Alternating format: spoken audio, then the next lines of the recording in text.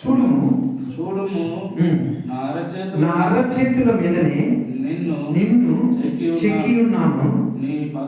నీ ప్రాకారములు నిత్యము నా ఎదుట ఉన్నవి. హల్లెలూయా. నీ ప్రాకారం నిత్యం ఎవరి ఎదుట ఉన్నాయట? ప్రాకారం దేవుని ఎదుటనే ఉన్నాయి. మనమందరం ఎవరి ఎదుట ఉన్నాయి? మీ చెడు మాటలు అయితేమి, చెడు చూపులు అయితేమి, చెడు ప్రవర్తన అయితే మొత్తం ఎవరి ఎదుట ఉన్నది? దేవుని ఎదుటనే ఉన్నది. కాబట్టి దేవుని ఎదుట నుండి దేవుని ఆయన దృష్టిలో నుండి మనం మనము తప్పిపోలేము.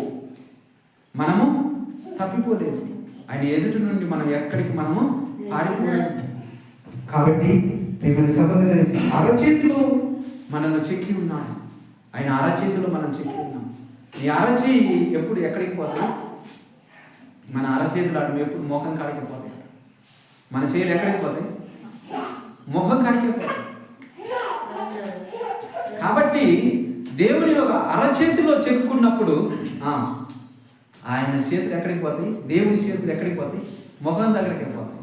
మన చేతులు ఏ విధంగా అంటే మొహం దగ్గరికి పోతాయో దేవుని చేతులు కూడా మొహం కాడికి పోతాయి. కాబట్టి మనం నిత్యము ఆయన దృష్టి అందే మనం ఉన్నాము. మన ప్రాకారాలన్నీ కూడా మన చెడు వ్యసనాలన్నీ కూడా ఆయన ఎదుటనే ఉన్నవి. హల్లెలూయా.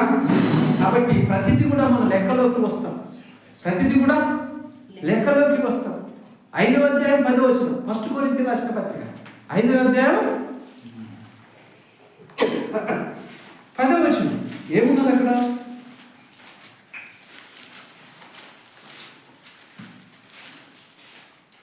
చదవండి. హల్లెలూయా. దేవునికి స్తోత్రం.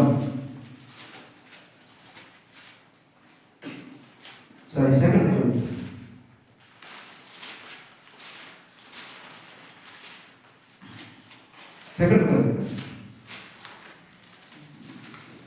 హల్లెలూయా. దేవునికి స్తోత్రం. ఎందుకనగా తాను జరిగించిన క్రియల చొప్పున అవి మంచివైనను సరే చెడ్డమైనను సరే దేహముతో జరిగించిన వాటి ఫలమును ప్రతివాడును పొందునట్లు మనమందరము క్రీస్తు న్యాయపీఠం ఎదుట ప్రత్యక్షము కావలేను. హల్లెలూయా.